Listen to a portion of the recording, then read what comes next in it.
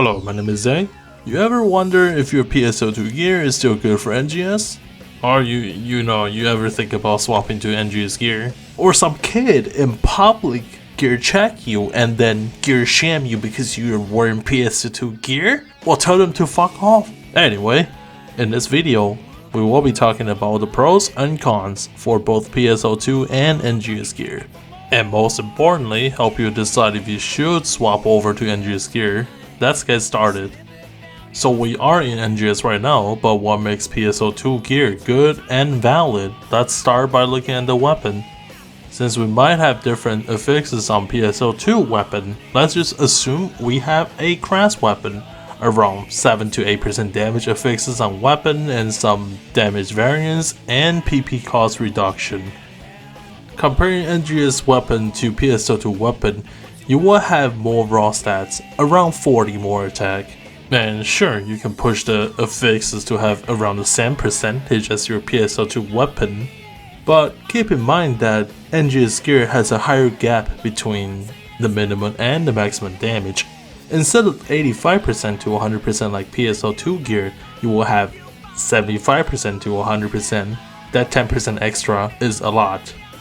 Also, if you go for damage stats on your NGS weapon, you cannot get as much damage variance as your PSO2 weapon, meaning your PSO2 weapon's damage will be more stabilized compared to your NGS weapon.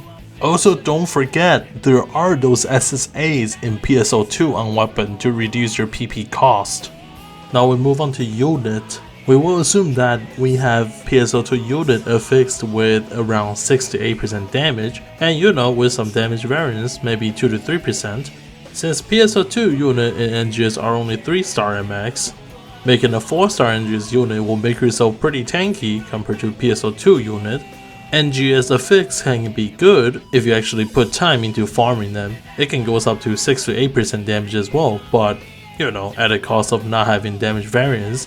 Also keep in mind that PSO2 gear boosts all 3 types of attack, not just one type of attack like most of the affixes in NGS right now.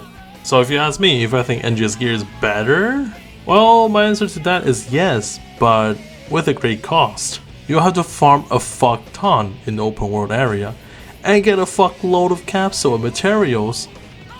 Well, unless you are super dedicated and want to min-max, I suppose. Well, don't get me wrong, I ain't calling everyone using NGS gear tryhard sweat lord elitists. Maybe you just want things to look good with your NGS gear. Oh, who the fuck here the reason is? But you gotta remember that PSO2 gear right now is still really powerful. The difference between NGS gear and PSO2 gear in terms of damage is actually not that big. If you are comfortable with your PSO2 gear, stay with it. If you decide to invest into NGS gear, that's cool too. Both gear in the patch are valid. Literally no point to gear shame other players for not having certain gear.